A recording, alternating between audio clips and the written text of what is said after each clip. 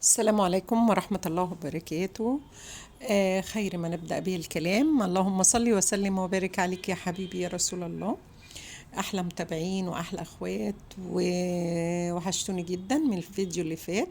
متشكرة جدا لتعليقاتكم ولايكاتكم، ربنا يسعدكم يا رب. النهاردة هتعملي ايه يا ماما دودو؟ هنعمل العدس الراعي الرسمي للشتاء، الراعي الرسمي والرئيسي يعني.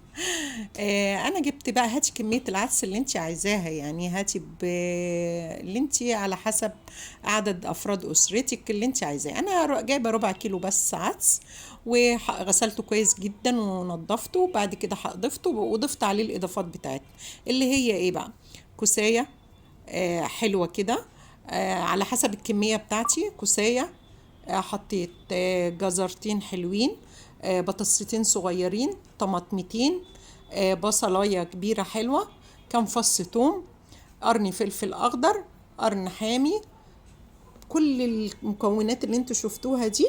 وخلاص خدته بقى على البوتاجاز، ورحت غالية المية بتاعته، ورحت حاطه ايه مية مغلية كده تاني. وخلاص على كده، وهسيبه بقى ايه، نضيف له بقى اضافات تانية معانا. هنحط بقى ايه بقى فوق الحاجات دي اللي احنا عملناها زي ما انتوا شايفين. البهارات بقى، البهارات بتاعتنا: كمون، فلفل اسود، كزبرة، شوية ملح. احنا مش هنكتر الملح، لو عوزتوا بقى اللي بيعوز بيزود. شوية توم باودر على بصل باودر، وقرن فلفل بقى اللي هو الايه، اللي هو الاحمر، اللي هو المجفف بس. وهنضيف كمان اضافة، نقلبه بقى كويس جدا، نضيف الاضافة بتاعتنا التانية زي ما انتوا شايفين كده. انا بقلبه وهتسيبه يغلي غلوتين حلوين كده على النار. واحط بقى ايه، انا بحب احط الكركم. الكركم اولا مفيد جدا، وهيديله لون اكتر، يبقى زي كهرمان كمان، يعني هيبقى حلو قوي. ونحط بقى ايه، دي مرقة خضار اللي هي كنور، بصراحة روعة في كل الخضار. بحطها في الملوخية، بحطها في اي خضار بصراحة، حتى لو حط له شوربة هي بتظبط كده، فيها بهارات حلوة كده، تعمل تيست عالي شوية. خلاص بس. ونروح بقى زي ما انتوا شايفين، ونسيبه بقى مع نفسه كده ويتهمك كده، ويخش في التسوية زي ما متعودين اهو. ما شاء الله. هسيبه كمان شوية، بقلبه لكم اهو، بوريه لكم. لسه الخضار فيه كده شوية بيقرش، فسيبته شوية. وبعد كده هرجع تاني نعمله ايه، نضربه بقى. كل شوية بقلب فيه عشان ما يشطش منك ولا يمسك منك من الحلة من تحت. عندك هاند بلندر، اعمليه، هتضربيه زي ما هو كده على البوتاجاز. جبت الهاند بلندر. عندي خلاط، اعمليه في الخلاط. ما عندكيش ولا خلاط ولا هاند بلندر ولا اي حاجة، هتمسكيه، تمسكي مصفى وهتعمليه زي ما كانت امهاتنا زمان بتعمله. فايه زي ما انتوا شايفين اهو، ما شاء الله هنعمله ويبقى بصوا. وما خدش وقت خالص. اولا العدس قيمة غذائية عالية جدا يعني. واحنا كمان الاضافات اللي ضفناها فيه بقى، الخضار ده كله، جزر وكوسه وبطاطس وكل الاضافات دي بتعلي من التست شويه. اولا انا ما حطيتش ماده دهنيه فيه خالص، فرحت قلت بقى عشان ايه، اديله بقى كده نكهه وحلاوه كمان. رحت جايبه معلقه سمنه بلدي، ومعاها بقى فص توم تاني، فص كده قطعته ودقيته، ومعاها معلقة كزبرة، واديته بقى احلى طشة. انتوا مش شامين الريحة؟ الريحة قلب البيت كله. العدس ده بقى بصوا يعني في حتة تانية خالص يعني. اما بيتعامل ما شاء الله بيخطفوه خطف كده. هو حلو جدا. انت لو حطيتيه كده على السفرة جنب اي اكل، شوربة يعني، هي شوربة منها، قيمتها الغذائية عالية، ومنها بتبقى بتدفي في الشتاء ده. هنصب بقى انا طبعا ولادي ما هيتغدوا براحتهم، وانا بقى ايه ما استحملتش يعني، فهتغدى لوحدي زي ما انتوا شايفين. جبت طبق لوحدي وهتغدى.